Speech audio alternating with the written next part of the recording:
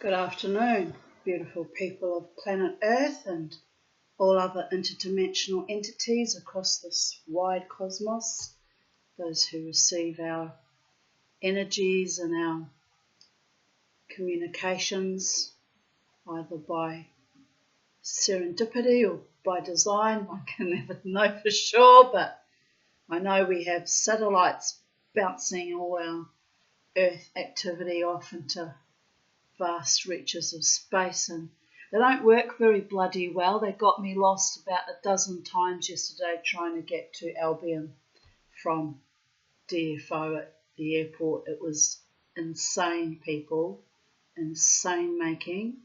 And you know what? I shouldn't listen to a machine, an AI. I should listen to my own intuition. I would have got there much faster instead of trusting in artificial intelligence and lagging satellites. Just saying. It's crazy making. But anyway, I got there in the end. I bought some lovely spoons. Oh, do you want to see them? I've posted a photo of them up on Instagram and Facebook, but those of you who aren't on there, I'll go and get them. I'm very excited about my new acquisition.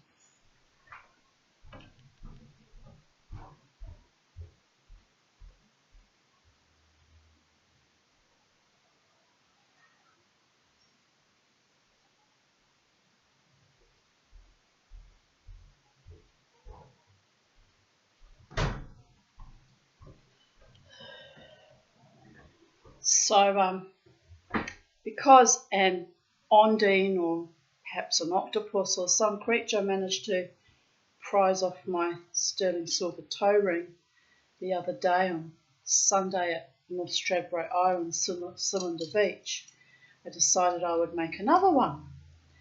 So I went and I bought some lovely things. Little demi-tasse spoon. I think that was the Prince William something. Can't remember.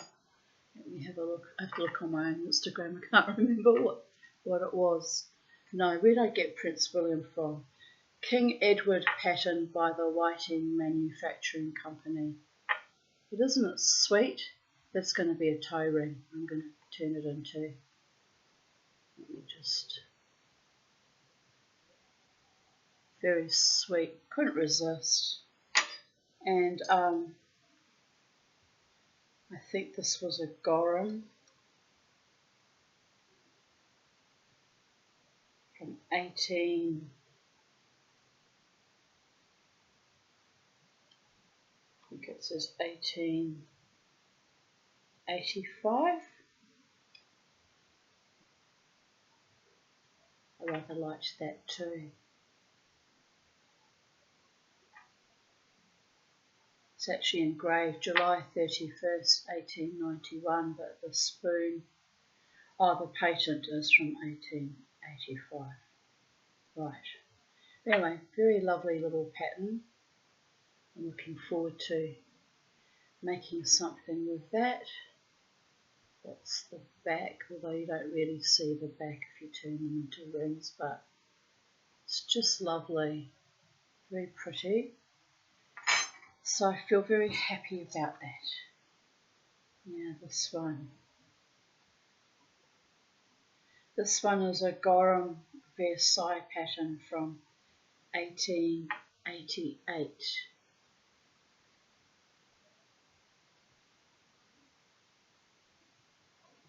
Cute little cherub on that one with playing the lute, I think, or the lyre. Anyway, very sweet. And these ones are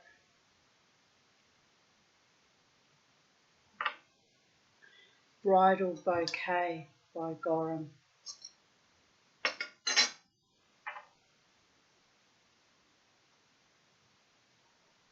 Just quite lovely.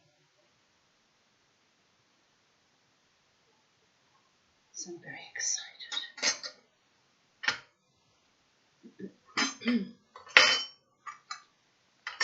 Right, so I think that's all the exciting news I have to share for now. I've been down to Queensland Transport, renewed my licence, so that's good. I don't have to stress about that anymore. It's all done. And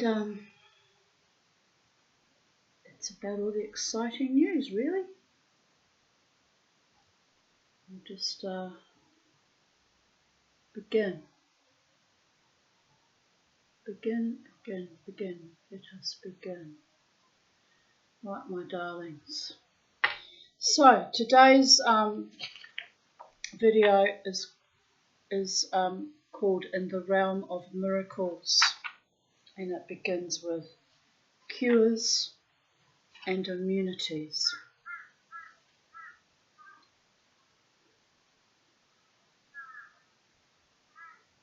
Sooner or later, let me just sit this back. I feel like my head's been chopped off. We don't want to go, oh, Marie Antoinette. I haven't got any cake in the house, but I have chocolat. There's always chocolat if I can afford at least a little bit of chocolat. Right, anyway. Sooner or later, everyone prays, or perhaps just hopes, for a miracle. And since time and disease subdue and finally destroy all living things, the miracles most in demand are those that reverse the course of a fatal or crippling illness, or confer immunity from some perilous conspiracy of the elements.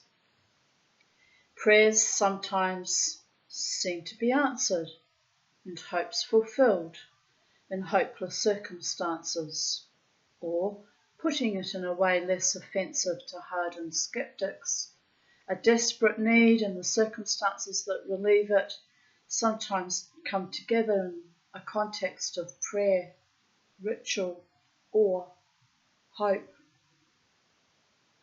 The victims of a shipwreck, for example, dying of thirst, drift into an area of fresh water in the middle of the ocean. The rope around a condemned man's neck breaks unaccountably before he hangs. A firewalker prays, waves a wand of leaves, and walks safely on a bed of red, hot stones. A tumour, bathed in water from Lourdes, gradually disappears. From the skeptic's point of view, such events are simply matters of coincidence.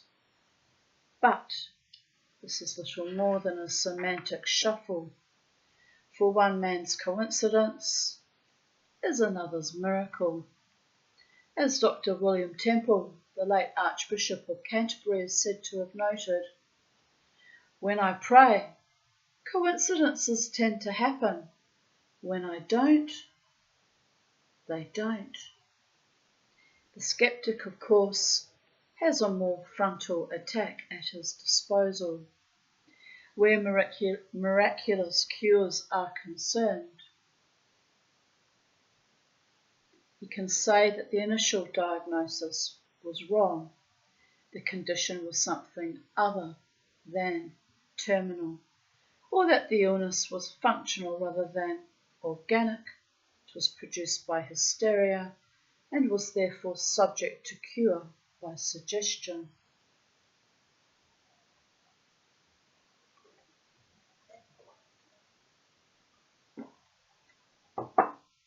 I accidentally poured some pineapple juice into my cup of tea, thinking it was, a carton of milk. So it tastes a bit weird, but I've sculled it down now. You can have mango flavoured tea. I don't see why you can't have pineapple flavoured tea, except it curdled the milk a bit. But anyway, let me continue. I'm just laughing at myself and my own funny little mistakes. Or that the disease was naturally subject to spontaneous remission, as is sometimes the case with cancer and tuberculosis, for example. To these undoubtedly valid observations, The believer can only reply that there are cases where these things seem not to apply, and that, in a religious context, the revelation of a diagnosis as inaccurate, the alleviation of hysterical symptoms, or the remission of a deadly complaint constitutes a miraculous coincidence. To which the skeptic may reply that this would be more convincing if the percentage of recoveries attributable to such causes in a large hospital were not much the same as at Lourdes. And the skeptic's motivation may well be of the most humane kind. Advocates of miraculous healing rarely keep records of their failures, but both skeptic and believer will probably agree that for every paralytic who leaps from his wheelchair at a revival meeting, there are numerous unrecorded others who must be wheeled away without cure.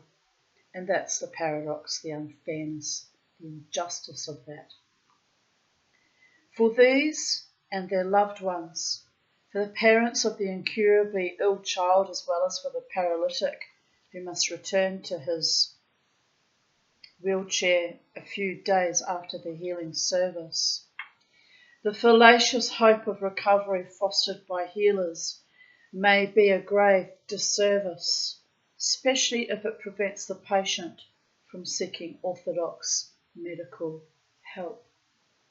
But where there is desperate need, there will always be charlatans and hypocrites willing to offer promise for a price, or self-deluded saviours asking no more in return than a token offering and respect for their skill. All this is true, and yet there is a residuum of cases where none of these things seem to apply, and they occur in a field, medicine, where honest practitioners freely admit the narrow scope of their knowledge. Above all is the incontrovertible truth that the capacities of the body and mind are still deeply and confoundingly mysterious.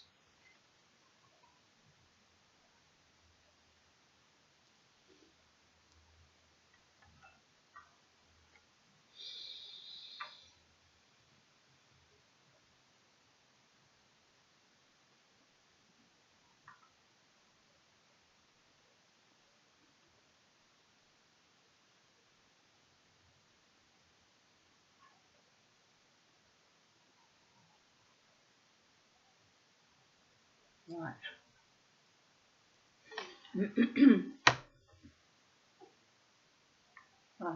Drink it all. Right, I'm not going to go and make another cup of tea. I'll just read and settle, petal. You can see my energies are scattered everywhere. I'm still healing this thing. It's got a bit of keloid lumpiness there, which is quite hard and sore. It's not an infection, I don't think. It's not oozing or anything. It just feels rather painful and uncomfortable, but I've decided to not go with orthodox medicine with this one because I felt like I was treated like I was somehow dirty when they were cutting the cyst out. I kept shoving more and more of those blue sheets down the back of my skirt and looking at me with what passed for actual terror in their eyes. I'm like, this is a young female doctor. I wasn't rude, I wasn't aggressive, just went in, sat down, obeyed her directions. It was very fucking confronting. So I decided when I injured this, which was quite a bad injury, quite frankly, I wasn't going to go to the hospital, just happily fucking die.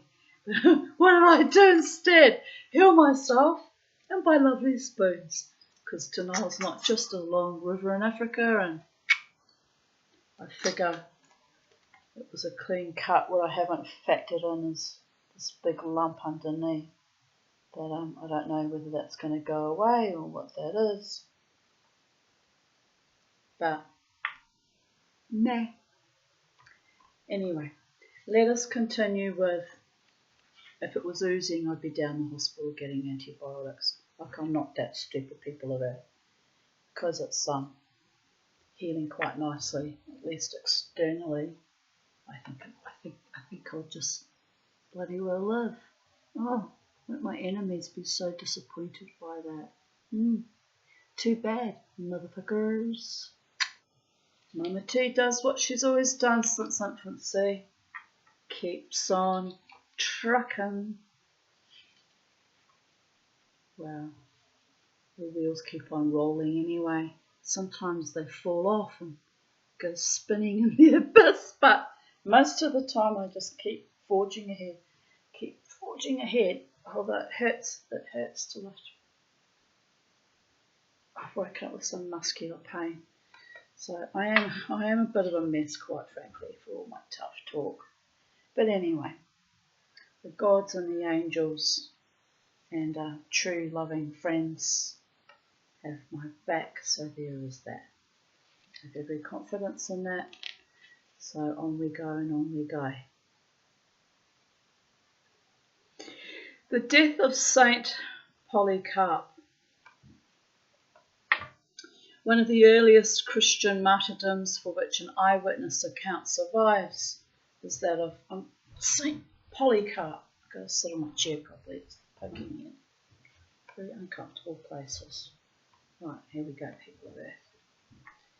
The Bishop of Smyrna, today known as Izmir in Turkey, condemned to die at the stake because he would not recognize the divinity of the Roman emperor, neither would I. He was put to death in the stadium at Smyrna in AD 155 when he was 86 years old. The manner of his death is described in a letter of unquestioned authenticity written by members of the church in Smyrna. When he had offered up the Amen and finished his prayer, the firemen lighted the fire, and a mighty flame flashing forth, we to whom it was given to see, saw a marvel, yea, and we were preserved that we might relate to the rest what happened. The fire, making the appearance of a vault, like the sail of a vessel filled by the wind, made a wall around about the body of the martyr, and it was there in the midst, not like flesh burning, but like gold and silver refined in a furnace. Astonishing. Just saying. For we perceived such a fragrant smell, as if it were the wafted odour of frankincense or some other precious spice. So at length the lawless men, seeing that his body could not be consumed by fire, ordered the executioner to go up to him and stab him with a dagger. And when he had done this, there came forth a quantity of blood, so that it extinguished the fire. And all the multitude marvelled that there should be so great a difference between the unbelievers and the elect. After Saint Polycarp died, the fire was lit again, and his body was cremated.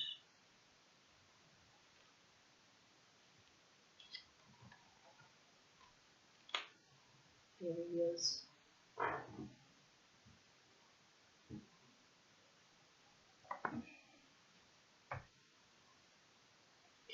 A 19th century French engraving showing Saint Polycarp at the stake, impervious to the flames beneath. The martyr had been appointed Bishop of Smyrna by St. John. The saintly ordeal of Peter Ignatius. In 1068, which is 2 years after the Norman invasion of Britain, isn't it? That was 1066, I believe.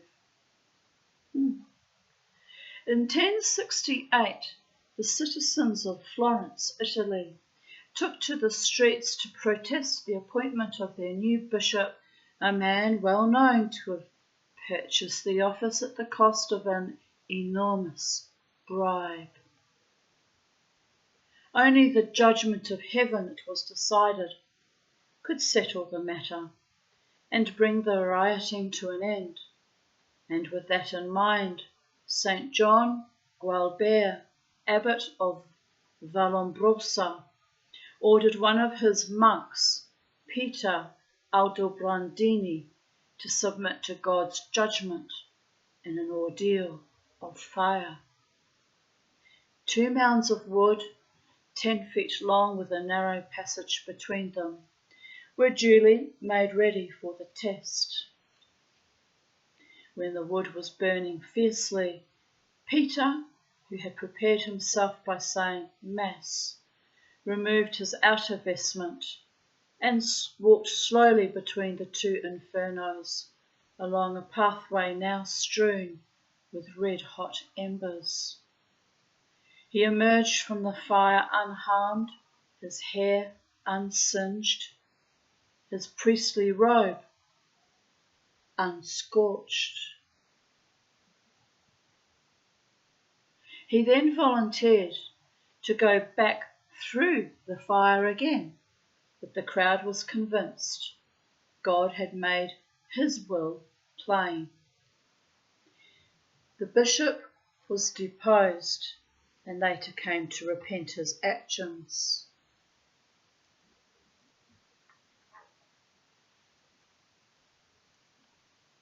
And Peter Aldobrandini eventually became a cardinal. He was canonized as Saint Peter Ignatius, Saint Peter Fire.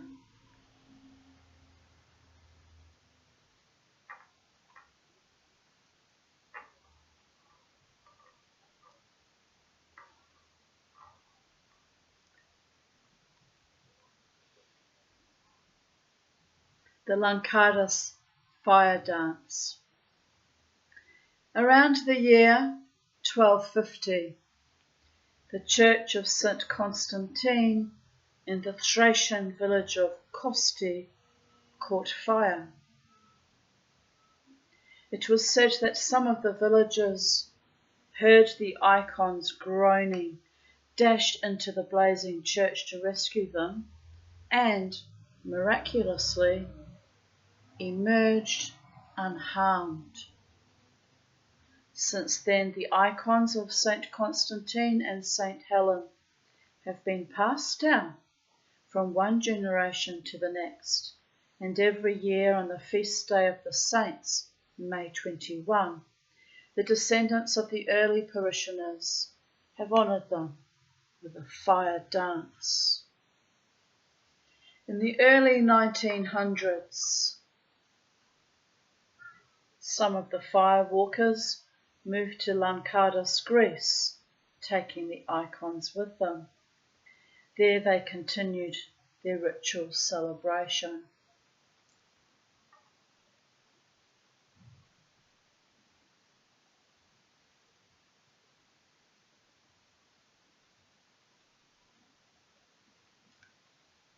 The fire, which covers an area some 12 feet square, is lit early in the morning, while those who are to dance prepare themselves.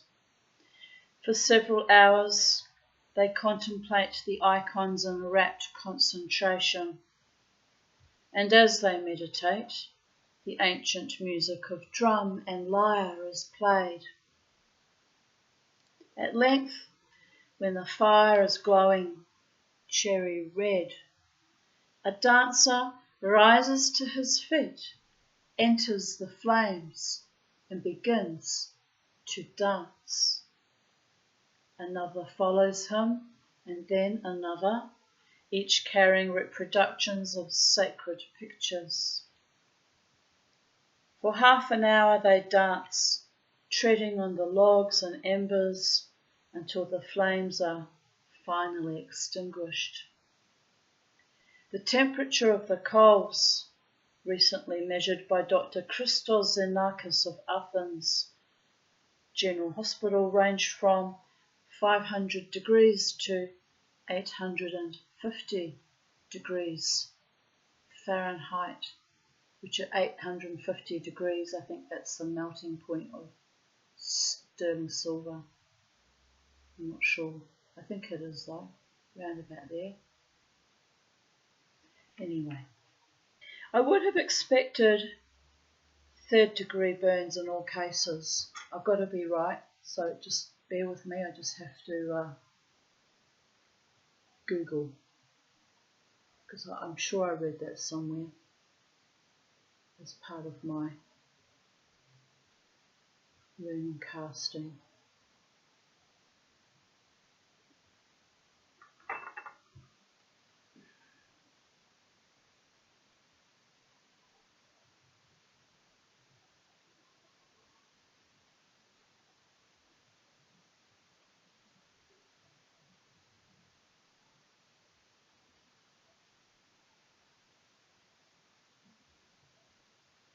Right, I was completely bloody wrong. 1640 degrees Fahrenheit or 893 Celsius. So I was not too far off, but I mixed up between Celsius and Fahrenheit. Alright, it doesn't really matter though, does it? It's still exceedingly bloody hot. Exceedingly bloody hot.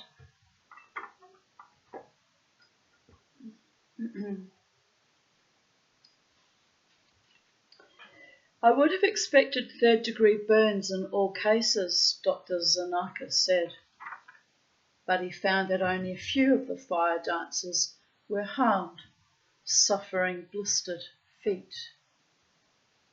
A young American who joined in the fire dance, George Mills, was however hospitalised with third degree burns on both feet after his attempt. Well, he didn't have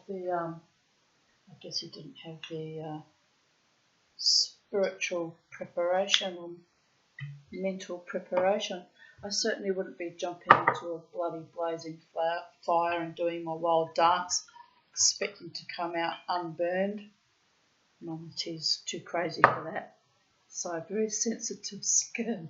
I'm a very sensitive, fragile little flower. Shh! Don't tell them. They all think I'm tough as nails and hard-boiled and can go either way sometimes. But fire and I, even though I have a tattoo of the burning bush, that fire that cannot be consumed, don't fancy being burnt by it. It's not pleasant.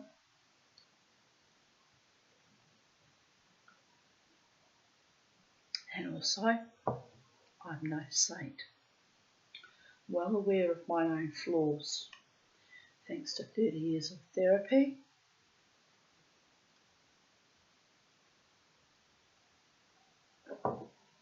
Right. It is almost exclusively a question of faith, indeed it is, said the village's chief fire walker, 50-year-old Konstantin Kitsinos, adding that one must first overcome the feeling that it is impossible.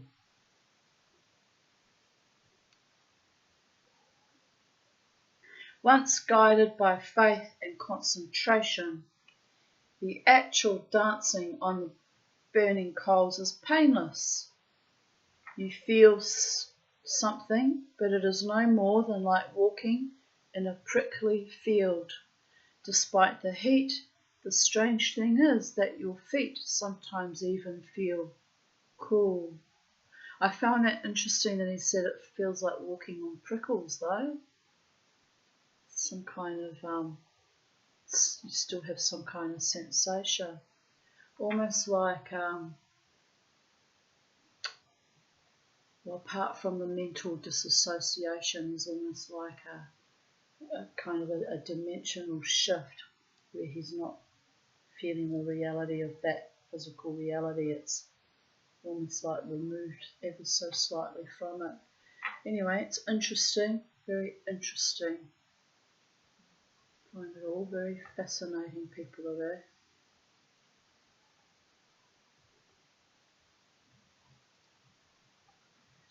Right.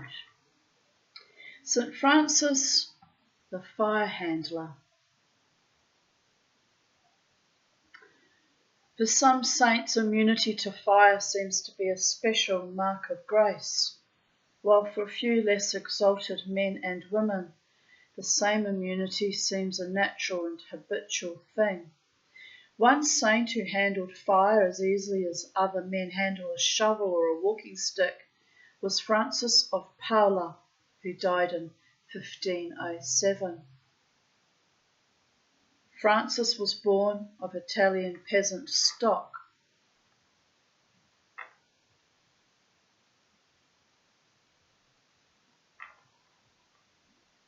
And many of the stories about him are set in ordinary workaday situations. Once, for example, he came into a blacksmith's forge just as the smith was finishing a shoeing job to inquire about some work he needed done. Would there be enough iron left over? Francis asked.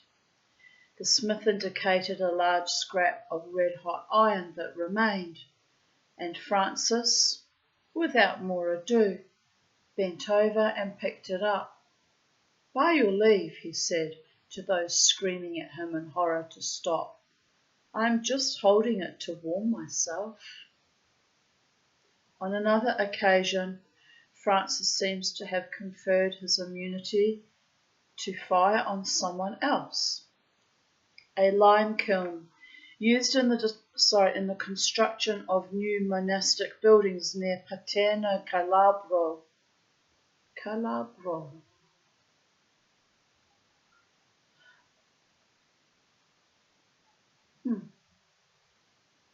Had been fired and seemed in danger of collapse.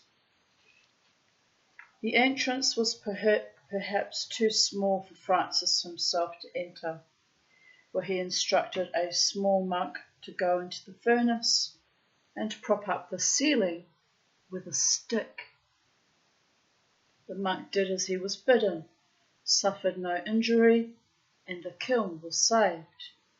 In this case, St. Francis must have extended his immunity not only to the monk, but to the stick used as a prop.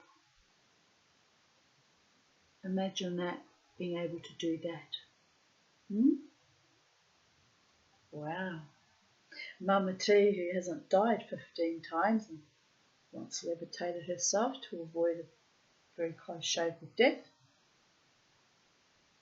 Who knows what I might yet be capable of one day. Shh.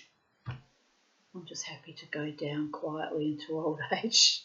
No more weird, life-threatening experiences or fake loves or fake friends, because I'm really done. But anyway, I've fought through a lot and it's amazing when you see what these saints can do. But as I said earlier, Mama T's no saint.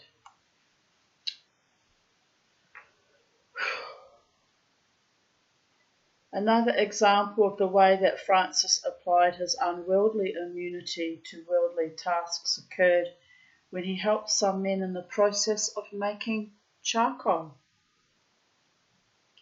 They had covered their stack of wood with earth so ineptly that flames were breaking through in several places. While the men fetched more earth to plug the holes, Francis used his bare feet to control the flames. It's amazing, isn't it? Here's a picture of him from an old book.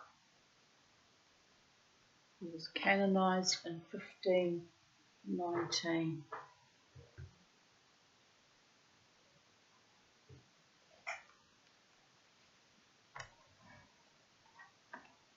It was not, however, such stories as these that first brought Francis to the attention of church officials, but his reputation for living a life of extreme austerity and deprivation.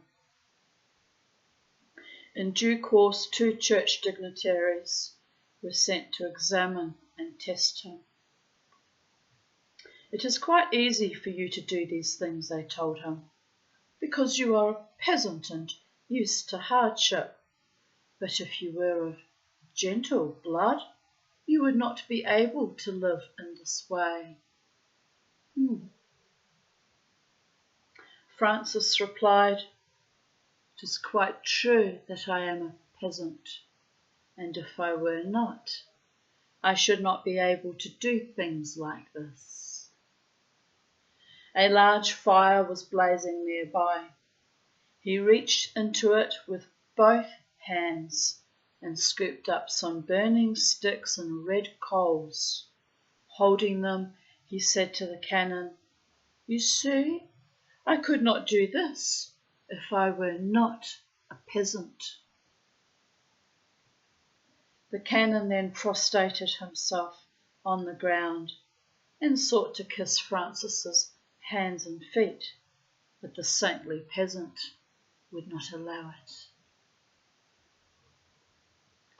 I'm just going to segue there just ever so slightly on this riffing on the idea of calling someone a peasant, putting them down for being poor or isolated or disenfranchised or,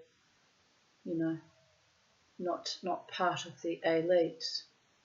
Nasty when people do that, because we all put our pants on one leg at a time, people are there. Priests and kings and proletariat alike. But I've got a funny little anecdote about that my mother used to tell me, because it was quite funny, quite amusing. My mother, of course, was German, born in Hamburg, Germany in 1927. And she liked to go dancing as a young woman. And I think by this stage she was already married to her first husband. And anyway, she arranged to go off dancing, probably to meet her girlfriends. And it was quite the normal done thing in those years. Well, she would have been post-war. Yes, it would have been post-war.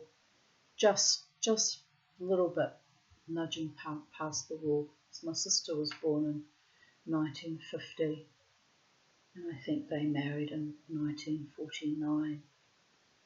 So anyway, my mother gets dressed up in traditional German folk costume or folk dress called a Dirndlkleid, which consists of a very lovely peasant type blouse and a bodice, and then very lovely full skirt with petticoats underneath, and then it's usually teamed up with white stockings and shoes.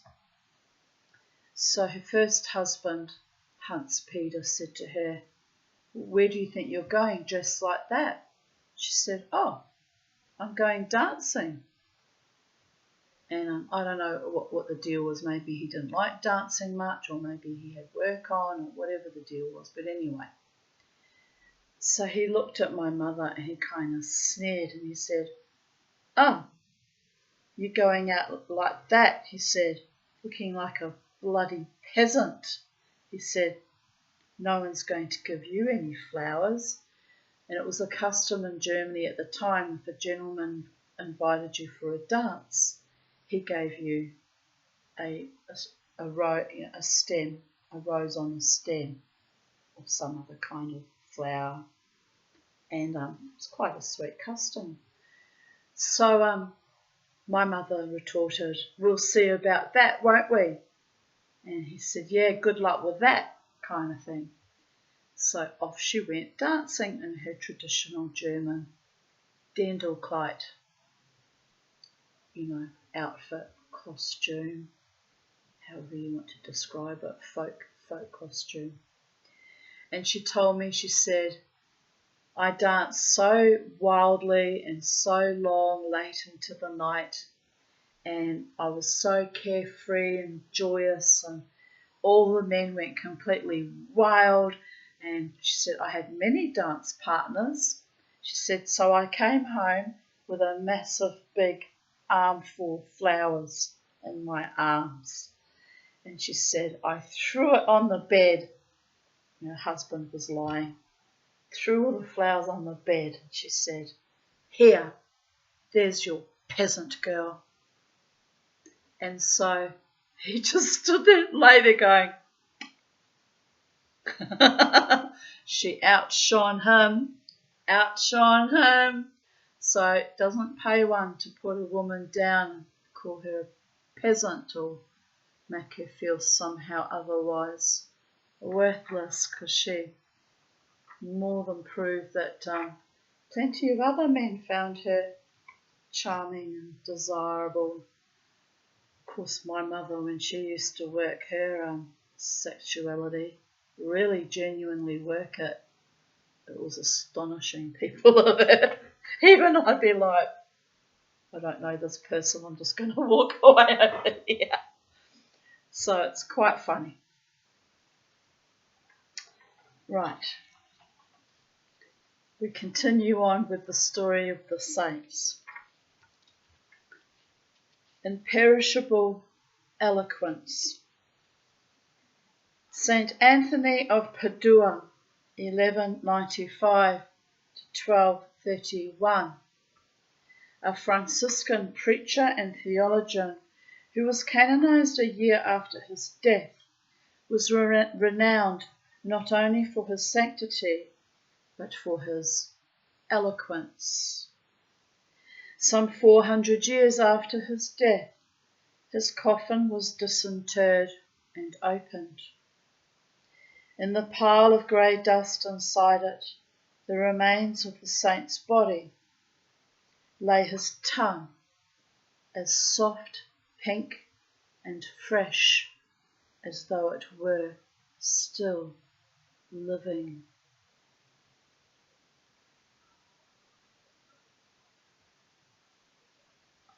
Saint Anthony of Padua, portrayed here by a 16th century artist, was renowned for his brilliant, persuasive sermons and for his humanitarianism. He is considered to be one of the greatest preachers of all time. And there he is.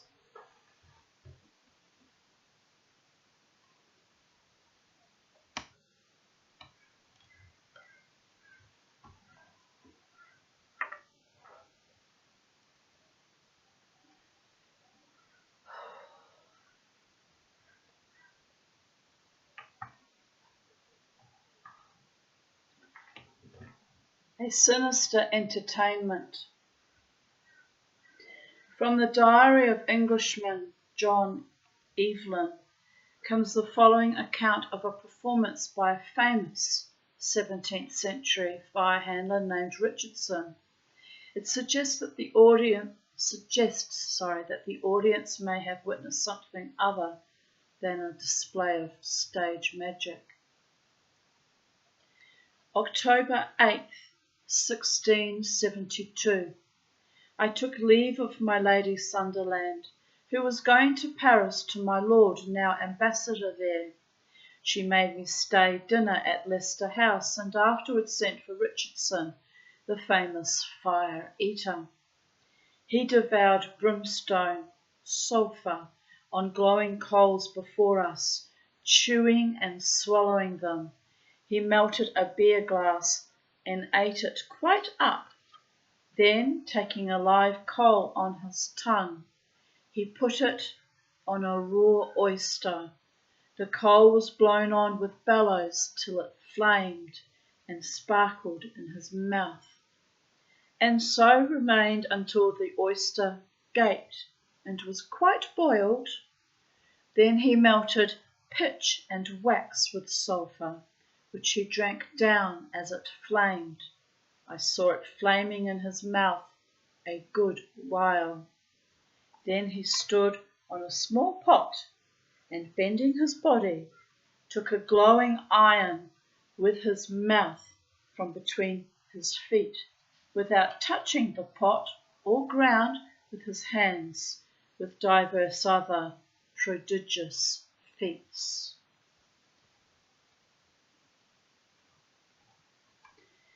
The Bad and Good Luck of Johannes Osiander.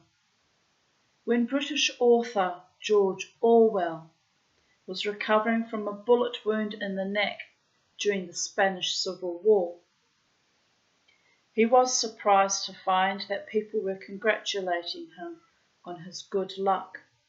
The bullet had narrowly missed his carotid artery. What puzzled Orwell was the thought that there was anything lucky about being shot in the neck. I wouldn't be too thrilled about that either. The Reverend Johannes Osiander, 1657 to 1724, of Tübingen, Germany, might have sympathised with Orwell. Among his misfortunes were the following.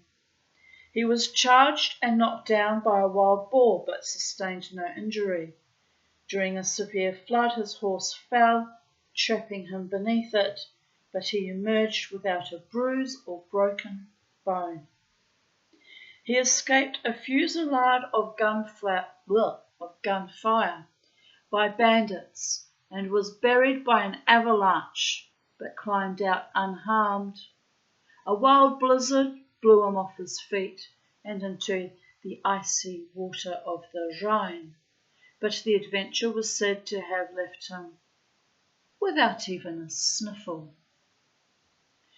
On another occasion, a tree fell on him with an impact that would have crushed someone less resilient. The Reverend Johannes merely picked himself up and walked away unscathed. At sea he was as unlucky or lucky as on land. He survived a shipwreck only to be ploughed under the waves by the ship intent on his rescue. Needless to say, he survived this indignity as a matter of course and popped to the surface again, unharmed.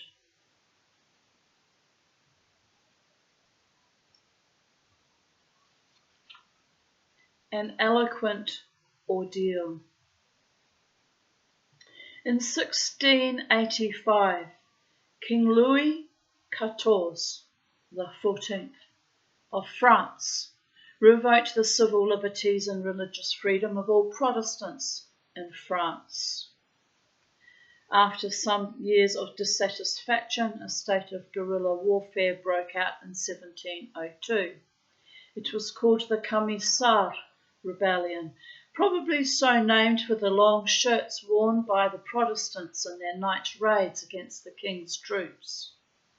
Among the Camisard leaders was a man by the name of Clary, who chose to demonstrate the righteousness of his cause by enduring an ordeal of fire. A pyre was built, and Clary, in a state of religious ecstasy, climbed upon it, all the while declaiming to a crowd of about 600 people. The fire was lit, and the flames licked around him, and his wife screamed in terror. Clary continued to speak. The flames engulfed him, leaping high above his head, and still his voice was heard. Even as the flames declined, his voice did not falter. Not until the wood was all consumed was Clary silent. He stepped from the ashes unscathed, with not a burn or scorch mark on his clothes.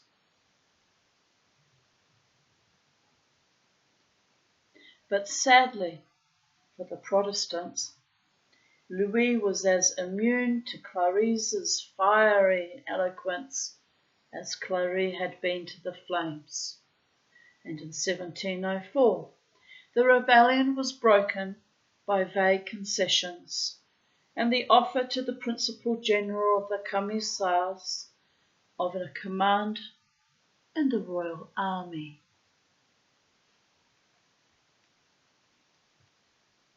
The incorruption of Andrew Bobola. Saint Andrew Bobola, a Polish Jesuit who became renowned for his successful missionary work among the Russian Orthodox, was brutally murdered by marauding Cossacks in 1657 when he was 67 years of age. After the Cossacks had withdrawn, Father Bobola's tortured and mutilated body was recovered from the dung heap where they had thrown it and quickly buried in the vault of the Jesuit church in Pinsk. 44 years after the murder, the rector of the Jesuit college in Pinsk was directed in a dream or vision to disinter the body, and when he did so, it was found to be not only unmarred by any decay, but still as soft and flexible as the body of a living person. Then in 1730, the body was officially examined by a panel of 6 ecclesiastics and 5 medical experts, who unanimously confirmed its unnatural state of preservation, still showing 73 years after death no trace of rigor or decomposition. That's creepy as fuck, people of Earth. I wonder if he was a vampire. Several members of the examining panel were careful to note that none of the other bodies buried in the same vault as Father Bobola had been similarly preserved. Holy fragrance. The body of the Blessed Maria Anna Ladroni of Jesus was exhumed 107 years after her death during the process of investigation in 1731 that ultimately led to her beatification. 11 doctors and surgeons were present to examine the remains, which were discovered to be not only free from decomposition, but still soft and supple, though no signs of embalming were found, and exuding a remarkable and pleasing fragrance of balsam. This seemed to be produced by a strange oily substance that moistened both the skin and internal organs, and with which the nun's clothing was saturated.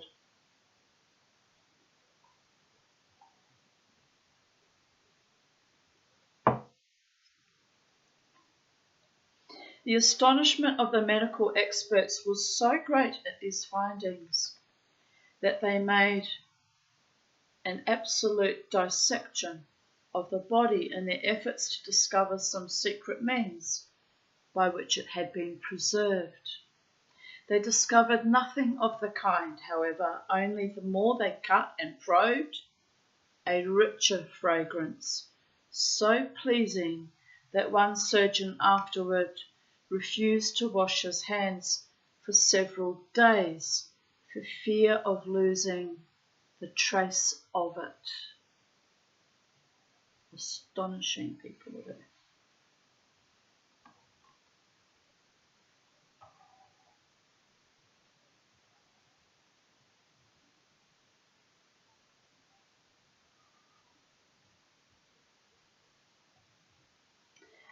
The man who, every now and then it twinges.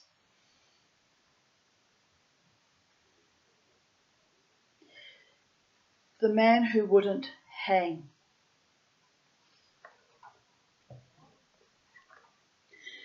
In 1803, a policeman in Sydney, Australia, died from wounds inflicted on him by a thief or thieves. He had discovered stealing a small desk containing a bag of gold and silver coins. Before long, Joseph Samuels, a man of ill repute, was arrested. And when some of the missing coins were discovered in his pocket, was charged with the murder. Samuels claimed that he had won the coins gambling and produced witnesses who swore that he had not only been helplessly drunk when the robbery occurred, but miles away from the scene of the crime. At last, though, under police pressure, Samuels confessed to the robbery but stoutly maintained that he was innocent of murder. Nevertheless, he was promptly found guilty of the murder and sentenced to death. Samuels's accomplice in the robbery, a man named Isaac Simmons, was also being held in custody at this time, but had refused to confess to anything. In the hope of shocking a confession out of him, the Provost Marshal ordered Simmons to be brought to Samuels's execution to take place in public. On the appointed day, Samuels was brought to the gallows in a horse-drawn cart, and the noose was placed around his neck. When the signal was given, the horses would be driven forward, leaving the condemned man to swing until dead.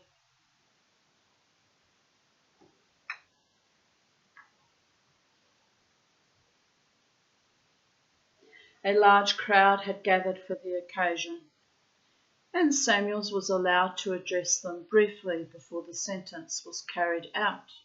Yes, he said, he had helped to steal the desk, but he had had no part in the murder.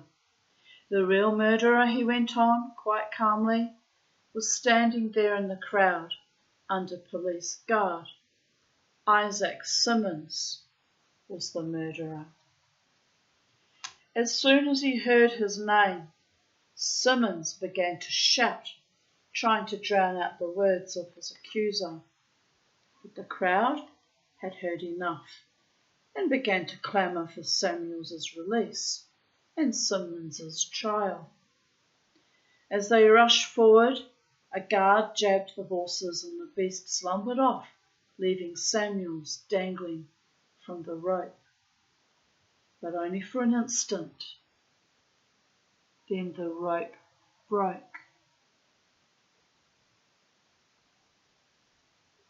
The guards surrounded the condemned man while the hangman prepared a second rope. The crowd was in a dangerous mood, but the Provost Marshal, a man who knew where his duty lay, had the half-conscious Samuels hoisted back into the cart and the noose again placed around his neck. The order was quickly given. The cart was pulled away, and again Samuels, who had been sitting on a barrel since he was too weak to stand, dangled from the rope. But this time, the rope began slowly to unravel until Samuels's feet brushed the floor, just enough to save him from being strangled. By now the crowd was convinced that they had witnessed divine intervention. and a cry went up to cut the condemned man down. And cut down he was, only to have yet a third rope placed around his neck. This time the rope broke just above Samuel's head, and the Provost Marshal's nerves at last failed him. He mounted his horse and rode at a gallop to the governor's office to report what had happened. The governor immediately reprieved the condemned man. Still sceptical, the Provost Marshal carefully examined and tested the 3 ropes. They showed no sign of tampering, and the last of them, which had been brand new, was tested and drop after drop with a weight of nearly 400 pounds. Even when 2 of the 3 strands of rope were deliberately cut, the remaining strand still held the full weight. Yet all 3 strands had snapped like sewing thread when the much lighter Samuel's had dangled from them. Isaac Simmons was eventually brought to trial and hanged for the policeman's murder. Once at liberty, Samuels returned to his old ways and before long was imprisoned again, this time in Newcastle. There he and a group of fellow convicts stole a boat and made their escape by sea. Nothing more was heard of him, and he and his companions were presumed to have drowned. Gives a whole new meaning to incorrigible, doesn't it?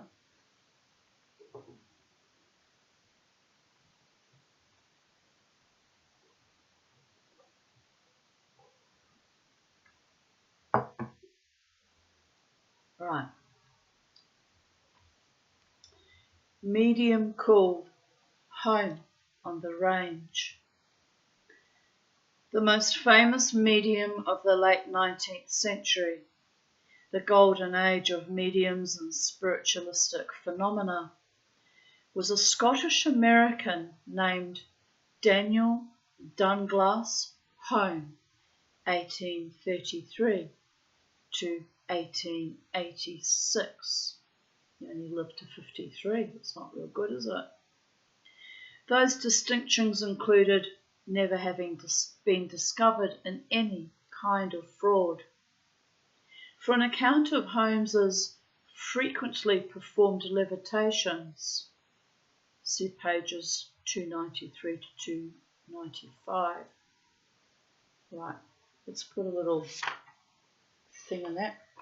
I might go read that later.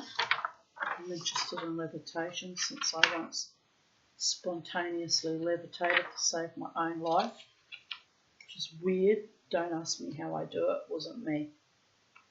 Right, here it is.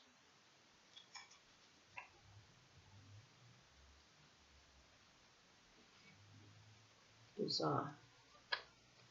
A bit bizarre.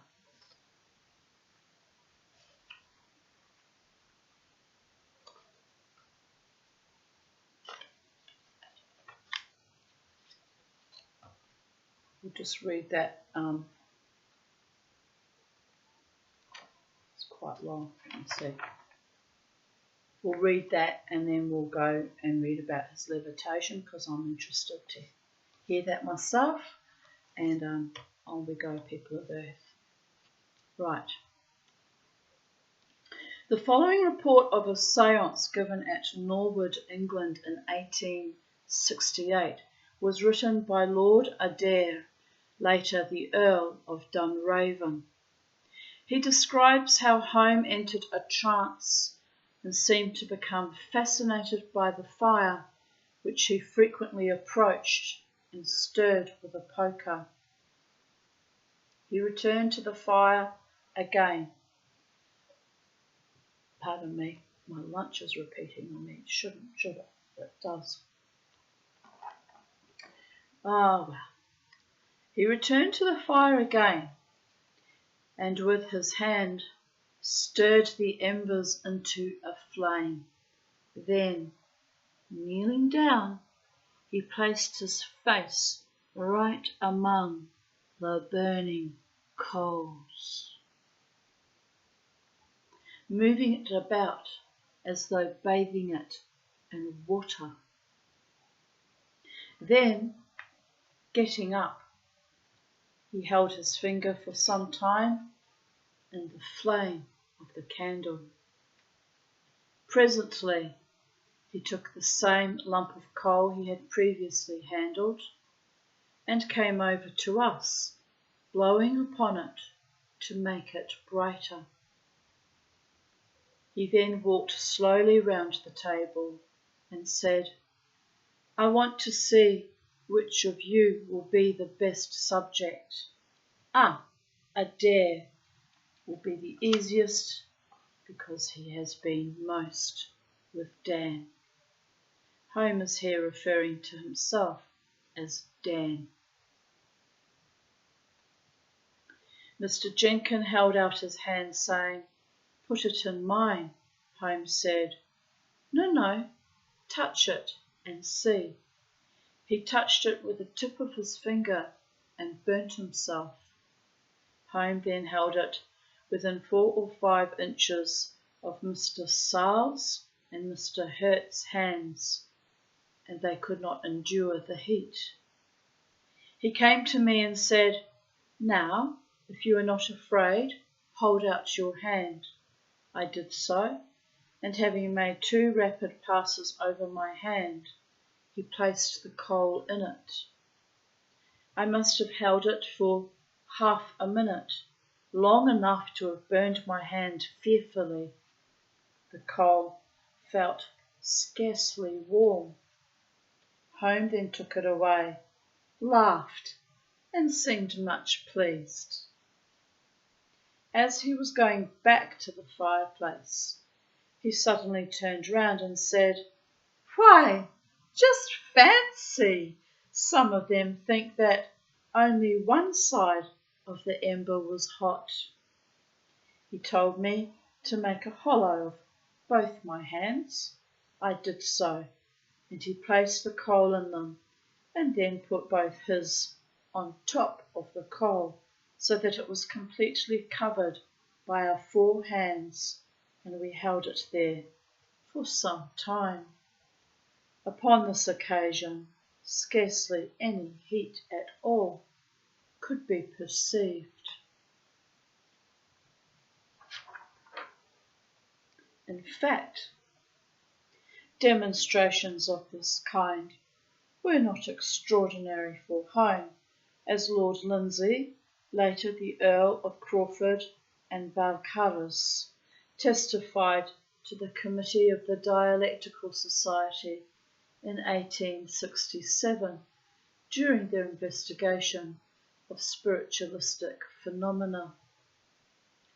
"I have frequently seen Home," he said, "when in a trance, go to the fire and take out large red-hot coals, and carry them about in his hands, put them inside his shirt, etc. 8 times I have myself held a red-hot coal in my hands without injury when it scorched my face on raising my hand.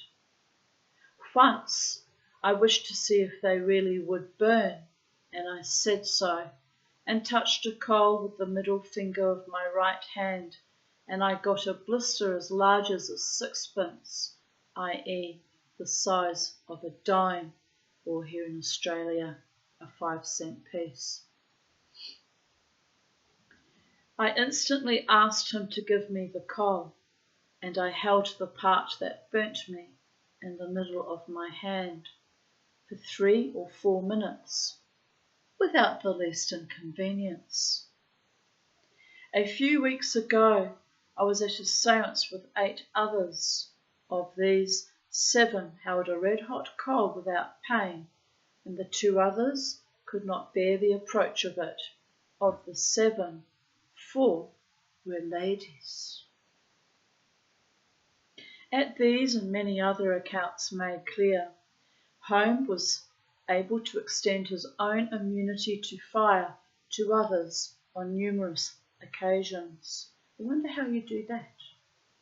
I wonder how you do any of it. Fascinating people of it.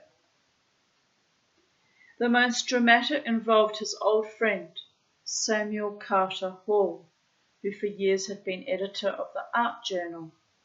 Hall, as his wife relates, was an old man when Home enlisted him in an outrageous and, from one point of view, preposterous demonstration.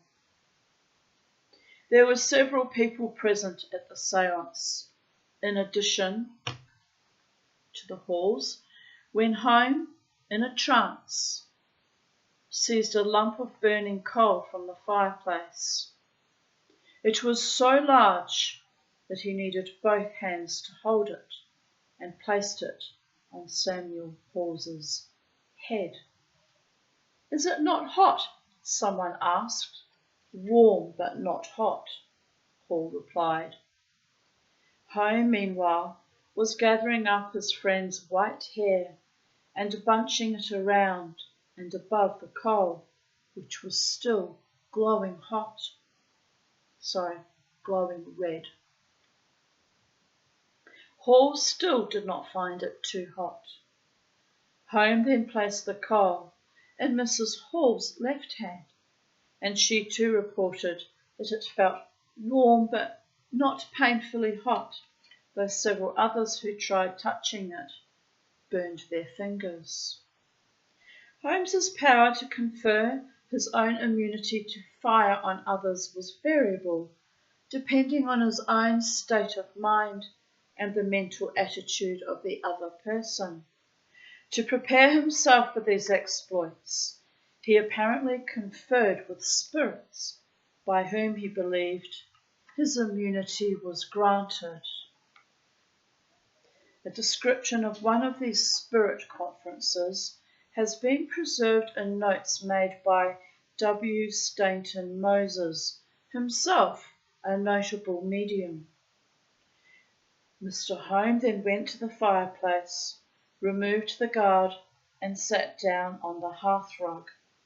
There he seemed to hold a conversation by signs with a spirit. He repeatedly bowed and finally set to work to mesmerize his head again. He ruffled his bushy hair until it stood out like a mop, and then deliberately lay down and put his head in the bright wood fire. The hair was in the blaze and must, under ordinary circumstances, have been singed off. His head was in the grate and his neck on a level with the top bar. This was repeated several times. He also put his hand into the fire, smoothed away the wood and coal, and picked out a live coal, which he held in his hand for a few seconds, but replaced soon, saying the power was not sufficient. He tried to give a hot coal to Mr. Crooks, but was unable to do it. The Mr. Crooks mentioned here, later Sir William Crookes, was one of the leading chemists and physicists of his time. His own account of the incident, which occurred in London on April 28, 1875, is as follows. Mr. Home told me to leave my seat and come with him to the fire. He asked me if I should be afraid to take a live coal ember from his hand. I said, no, I would take it if he would give it to me. He then put his hand among the hot coals, embers, and deliberately picked out the brightest bit and held it in his hand for a few seconds. He appeared to deliberate for a time, and then returned it to the grate, saying the power was too weak, and he was afraid I might be hurt. During this time, I was kneeling on the hearthrug, and I am unable to explain how it was he was not severely burnt. After Home had recovered from the trance, I examined his hand with care to see if there were any signs of burning or of previous preparation. I could detect no trace of injury to the skin, which was soft and delicate like a woman's.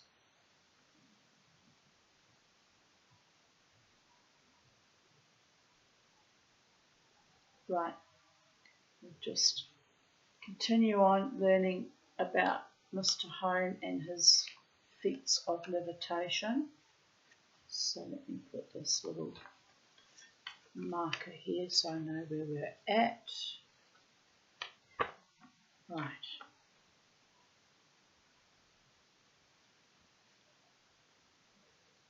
Home in the air.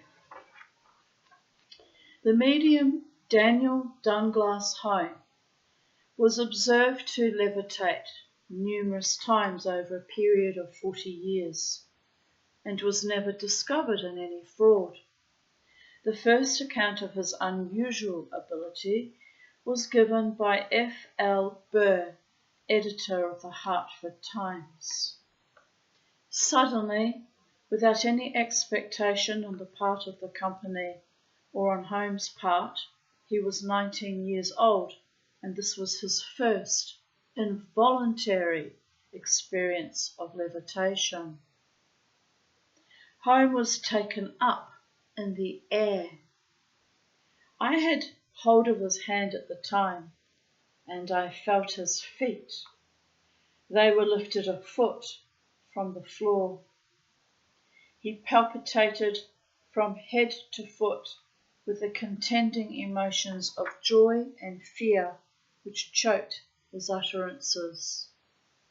Again and again he was taken from the floor, and a third time he was carried to the ceiling of the apartment, the Connecticut home of Lord Cheney, a silk manufacturer, with which his hands and feet came into gentle contact, meaning the ceiling of the apartment. That was in 1852. Later, Home learned to control his flights and demonstrated them before audiences, including such notables as the Emperor Napoleon III and Mark Twain. His popularity was enormous, and he habitually moved in the aristocratic circles of society, especially in England, where he gave one of his most celebrated performances. Those present were Lord Adair, his cousin, Captain Charles Wynne, and the Master of Lindsay, later Earl of Crawford and Balcarres. Lindsay told the story. I was sitting on December 16th, 1868, in Lord Adair's rooms in Ashley Place, London, SW, with Mr. Home and Lord Adair and a cousin of his. During the sitting, Mr. Home went into a trance, and in that state was carried out of the window in the room next to where we were, and was brought in at our window. The distance between the windows was about 7 feet 6 inches, and there was not the slightest foothold between them, nor was there more than a 12-inch projection to each window, which served as a ledge to put flowers on. We heard the window in the next room lifted up, and almost immediately after we saw Home floating in the air outside our window. The moon was shining full into the room, my back was to the light, and I saw the shadow on the wall of the windowsill, and Holmes's feet about 6 inches above it. He remained in this position for a few seconds, then raised the window and glided into the room feet foremost, and sat down. Lord Adair then went into the next room to look at the window from which he had been carried. It was raised about 18 inches, and he expressed his wonder how Mr. Home had been taken through so narrow an aperture. Home said, still in trance, "I will show you," and then, with his back to the window, he leaned back and was shot out of the aperture head first, with the body rigid, and then returned quite quietly. The window is about 70 feet from the ground.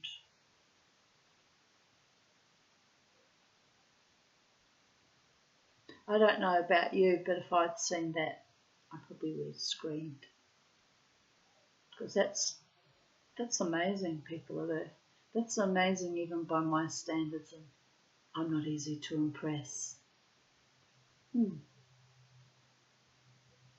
The hypothesis of a mechanical arrangements of ropes or supports outside has been suggested, but does not cover the facts as described. Some researchers have considered this event suspect for a number of reasons. In the first place, there are several discrepancies. Some of these concern the dimensions and configuration of the windows and their height above the ground, or whether the night was dark or moonlit. Lord Adair, moreover, gave inconsistent accounts of the event at different times. Captain Windsor's statement was simple and straightforward. The fact of Mr. Home having gone out of one window and at another I can swear to.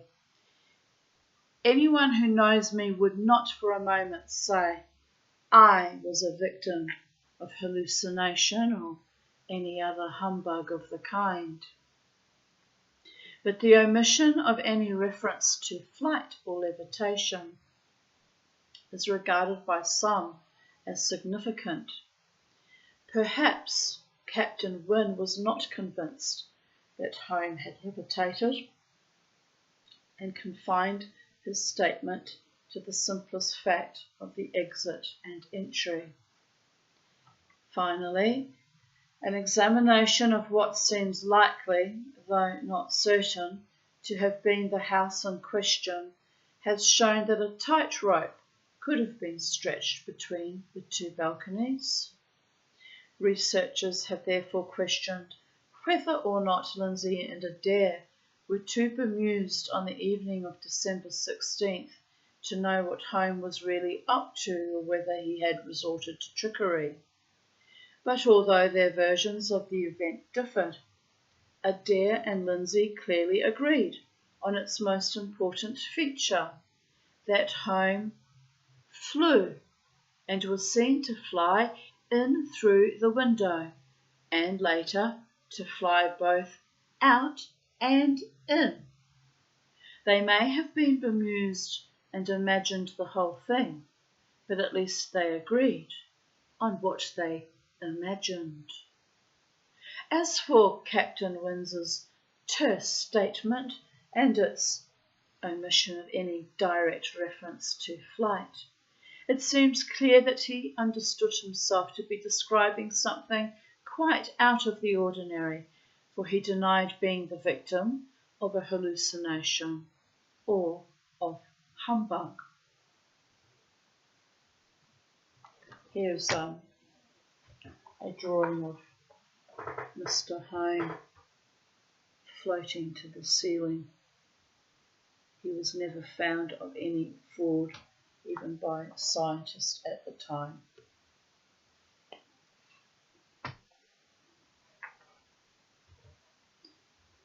The suspicion that a mechanical device, such as a tightrope, might have been used was dismissed by Lindsay at the time. It does not cover the facts as described. In particular, such an explanation does not answer the assertion that Home floated through the window feet first, or that he later leaned backward and shot out of the window head first. What do they want? Bloody AGL. Sorry. This leaves us with the more usual objections to reports of levitation, that the witnesses were lying or were bewitched, hysterical, too imaginative, or not really observant. And since it can never be proved that a hallucination has not taken place, this objection can never be fully answered. But when numerous people of good faith and good reputation testify to having seen a certain thing, and where no certain proof is found that what they saw was achieved by trickery, we must suppose, according to the hallucination theory, that all of these people were weak-minded, or that the subject of the reports possessed a supernatural gift for inducing mass hallucinations, or a talent for persuading large numbers of people to lie on his behalf with no gain to them. In 1871, the year in which Lindsay wrote his account of the Ashley Place levitation, Home was observed to levitate by Sir William Crookes, an eminent scientist who later became president of the prestigious British Association for the Advancement of Science. His statement, printed in the Quarterly Journal of Science, concisely describes the dilemma into which honest people were put by Daniel Douglas Home. The phenomena I am prepared to attest are so extraordinary and so directly oppose the most firmly rooted articles of scientific belief, amongst others, the ubiquity and invariable action of the force of gravitation, that even now, on recalling the details of what I witnessed, there is an antagonism in my mind between reason, which pronounces it to be scientifically impossible, and the consciousness that my senses, both of touch and sight, are not lying witnesses. So there you go. Very, very interesting.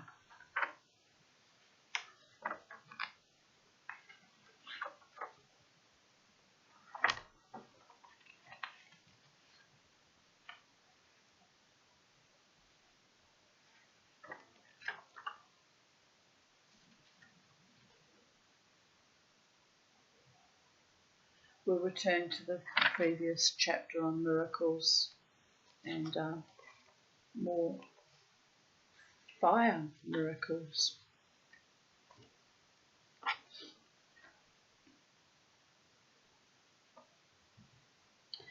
Nathan Coker, the cool blacksmith. Nathan Coker was born into slavery in the town of Hillsborough, Maryland, in about 1814. His owner, Henry L. Sellers, sold him to a bishop, Emery. When Coker was in his early teens, Emery leased his services to a lawyer named Purnell. Purnell treated the boy badly in various ways and deprived him of enough food. Nathan therefore was always hungry, and it was hunger that prompted the discovery of his unusual gift. I shied around the kitchen one day, Nathan said later, and when the cook left, I shot in, dipped my hand into the dinner pot, and pulled out a red-hot dumpling. The boiling water did not burn, and I could eat the hot dumpling without winking. So after that, I often got my dinner that way. I have so often got the hot fat off the boiling water and drank it. I drink my coffee when it is boiling, and it does not give me half so much pain as it does to drink a glass of cold water. I always likes it just as hot as I can get it. At length Coker left the service of Purnell and became a blacksmith in the town of Denton, Maryland. And in his pursuit of this trade, his early indifference to heat assumed prodigious proportions. The following account appeared in the New York Herald in 1871. It describes a demonstration that Coker gave before a number of prominent citizens of eastern Maryland, including 2 local newspaper editors and 4 physicians, in the office of a Dr. Stack. A brisk fire of anthracite coal was burning in a common coal stove, and an iron shovel was placed in the stove and heated to a white heat. When all was ready, the Negro pulled off his boots and placed the hot shovel upon the soles of his feet, and kept it there until the shovel became black. His feet were then examined by the physician, but no burns could be found, and all declared that no evidence of a heated substance having come in contact with them was visible. The shovel was again heated red hot, taken from the stove and handed to him.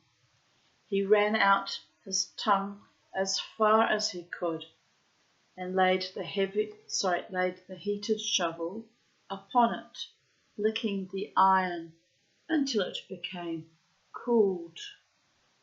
The physician examined the tongue, but found nothing to indicate that he had suffered in the least from the heated iron.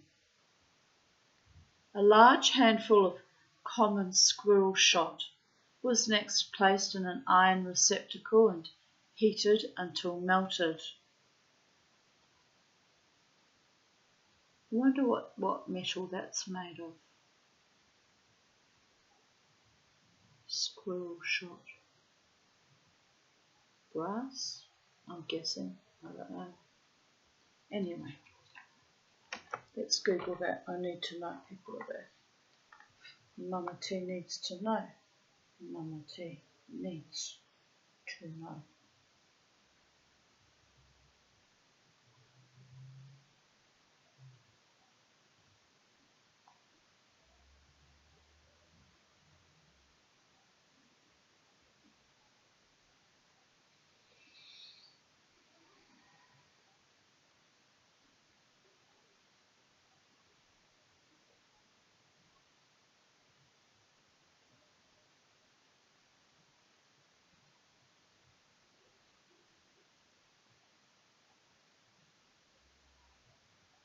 Okay, obviously I didn't ask that very well.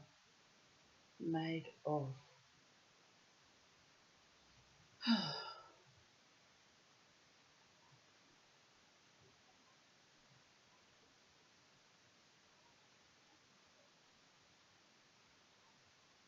Steel number 6.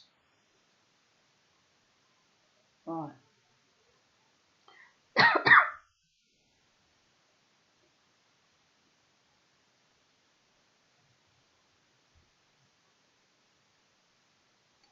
It could be low brass loads. So I was kind of right that it was brass. Steel wouldn't melt so easily, I don't think. I mean, eventually it would. But I think brass would melt before steel. Anyway, excuse me. Hold on, have the urge to cough. And the urge to yawn. And what's going on with the Tanya? What is going on with the Tanya?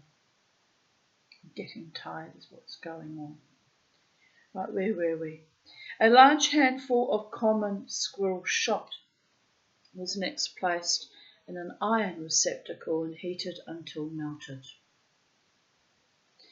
The Negro then took the dish, poured the heated lead, so it was lead, into the palm of his hand, and then put it into his mouth, allowing it to run all around his teeth and gums.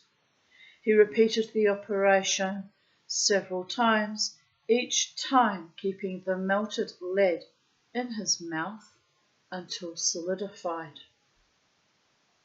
After each operation, the physicians examined him carefully, but could find nothing upon his flesh to indicate that he had been in the least affected. Then he deliberately put his hand into the stove, in which was a very hot fire, took therefrom a handful of hot coals, and passed them around the room to the gentlemen present, keeping them in his hand some time. Not the slightest evidence of a burn was visible upon his hand after he threw the coals back into the stove.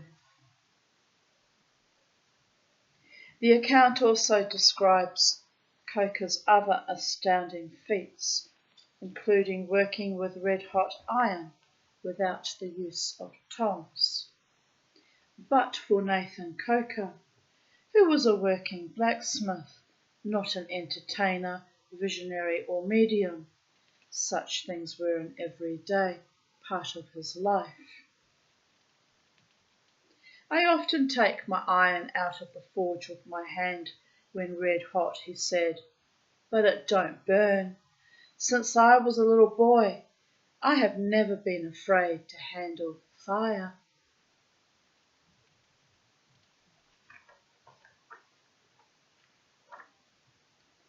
Faith rewarded. In 1867, Pierre de Rudder, a Belgian, had his leg broken by a falling tree. That would hurt.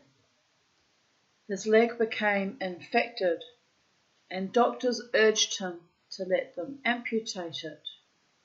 Pierre refused, even though the injury was agonizing and rendered him almost immobile. He endured the pain year after year, but never lost hope that somehow he might be cured. Then, in 1875, his employer arranged for him to make a pilgrimage to the shrine of Our Lady of Lourdes in Ooststakker, Belgium.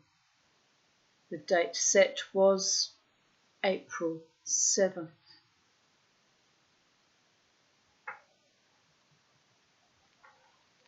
In January, Pierre visited a specialist, Dr. Van Herstenberg, for a final diagnosis. His condition was described in these words. Rudder had an open wound at the top of the leg. In this wound one could see the two bones separated by a distance of 3 centimetres, about 1.2 inches. There was no sign of healing. The lower part of the leg could be moved in all directions. The heel could be lifted in such a way as to fold the leg in the middle. It could be twisted with the heel in front and the toes in back. All these movements being only restricted by the soft tissues. This description was confirmed by another doctor and by several other witnesses who saw Rudder's bandages being changed a few days before the pilgrimage. At Ustaka, Pierre found the shrine crowded with pilgrims. He was in great pain after his journey and unable, though he tried twice, to walk around the shrine. He therefore sat and prayed in a state of exhaustion. Suddenly, a strange, overwhelming emotion arose in him. Without thinking, he walked to the statue of Our Lady of Lourdes and knelt down before it. Then, realizing what he had done and overcome with joy, he began to walk around the shrine. When his wife saw what he was doing, she fainted. At a house nearby, the leg was examined. The wound had healed, the bone was mended, and his legs were again the same length.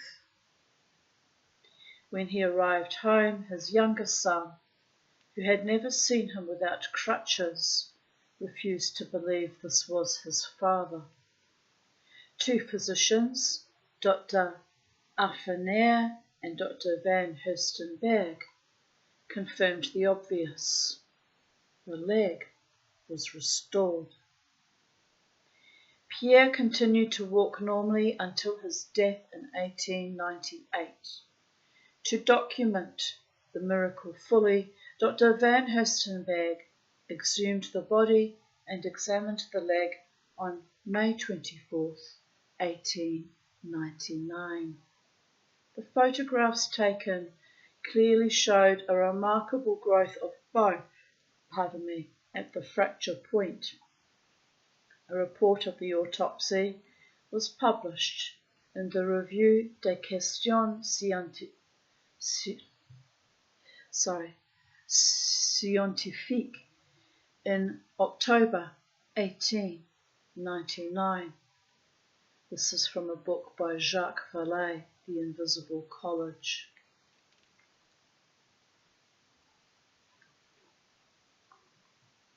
An ocean oasis. Dreaming of fresh water while adrift on the ocean, 1,500 miles from shore is not mysterious, but Captain Neil Curry's dream of a green freshwater oasis in the endless expanse of blue came true in every detail.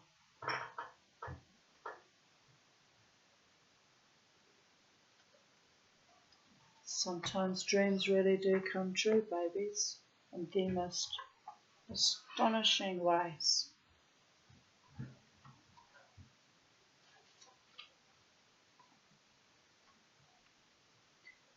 Sometime in 1881, Captain Neil Curry set ship from Liverpool for San Francisco in the sailing ship Lara.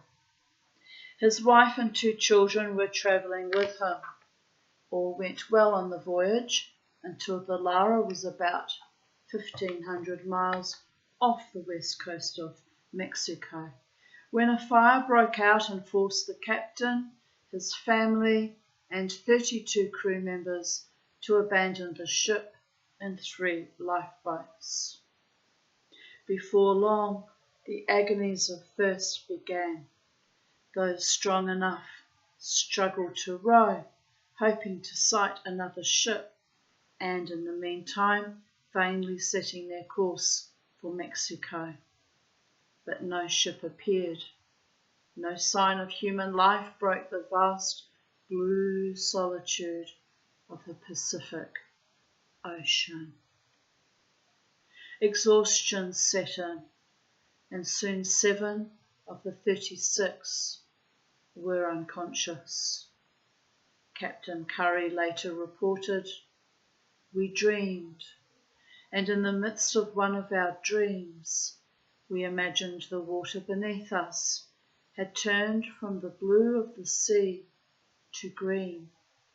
I managed to muster up strength to let out a container. I tasted the water, and it was fresh. Then Captain Curry noticed a change. Their boats had wandered into an area of green water, marked like a meadow in the surrounding blueness.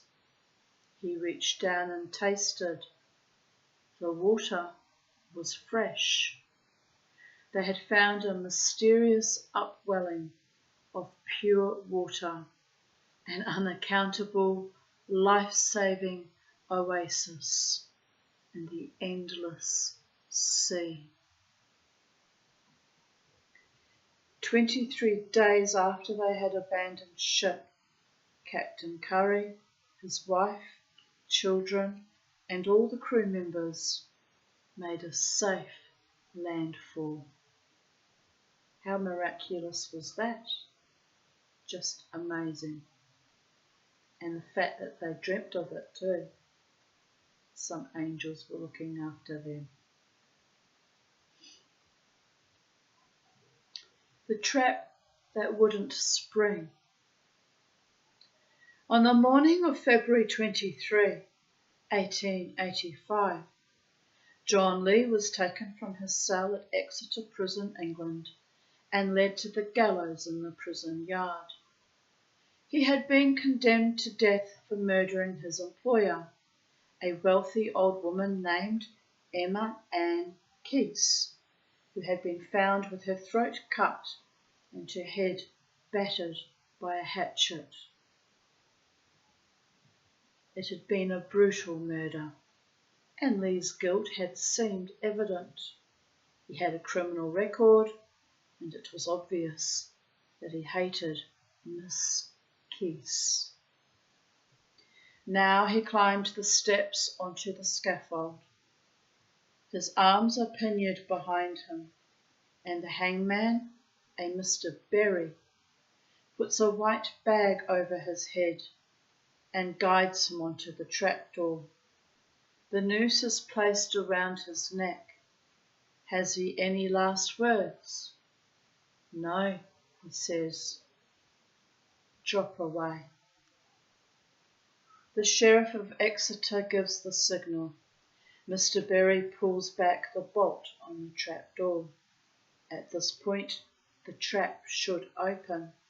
Lee should fall, should be jerked by the tightening noose and die of suffocation or a broken neck.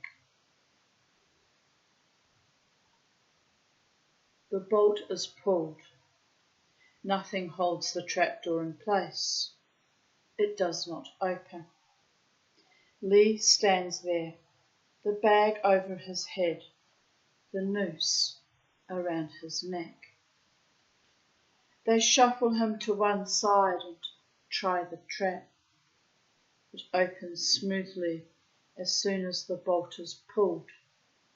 Again they manoeuvre Lee onto the door. The sheriff signals and Mr. Berry again withdraws the bolt. Again John Lee stands there, poised above eternity on a trapdoor that refuses to open. They take him back to his cell. Now the sheriff investigates. The trap works perfectly. To make absolutely sure, the hangman stands on it, hanging onto the rope with his hands. When the bolt is pulled, the door opens and he falls through. They send for Lee again. Again the bag, the noose, the signal. Again nothing. The door will not budge. Someone suggests that the door has been swollen by the recent rains. Its edges are planed to increase the clearance. The morning is cold, and the witnesses, there are newspaper men among them, shiver. John Lee is shivering too. They stand him on the trapdoor and pull the bolt. He remains there, as though an immovable mountain were beneath his feet. The bolt has slid away, as it should.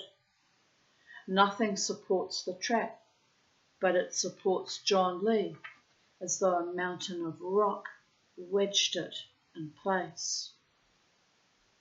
They take Lee back to his cell. The sheriff, baffled, writes to the Home Secretary, who orders a stay of execution.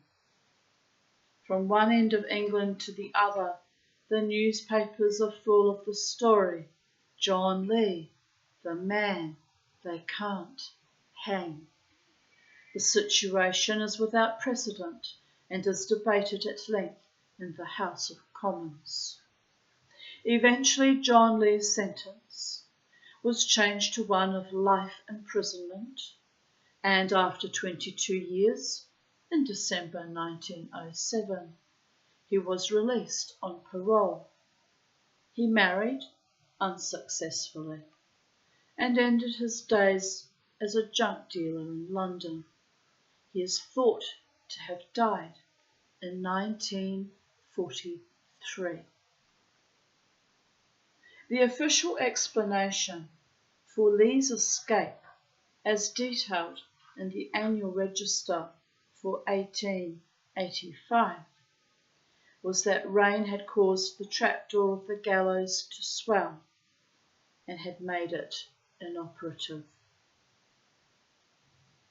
A more colourful and less patently fictitious explanation, given by former convict Frank Ross, was that the gallows had been built by a highly skilled joiner, himself previously condemned to death and then reprieved, who had engineered the trap to be jammed by the weight of the chaplain standing next to the condemned man. If this was the case, it was never discovered during the minute official investigation of the scaffold, and it seems unlikely that during all the successful tests of the door, no one should have happened to activate the jamming mechanism, or that the prison chaplain should have stood in exactly the right spot to activate it throughout each of the 4 attempts to execute John Lee. Right, how many more pages have we got, my beloved ones? As Mama T Wax is tired now. Rather tired. I must be gentle with myself. I'm still healing my arm.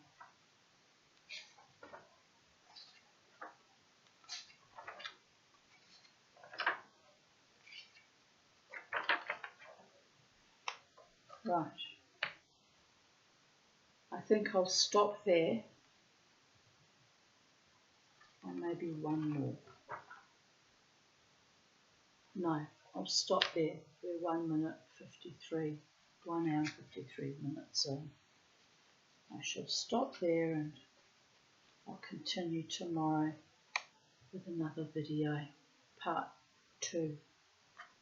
And in the meantime, people of Earth, have a beautiful day wherever you are, the space-time continuum. Be happy, be carefree.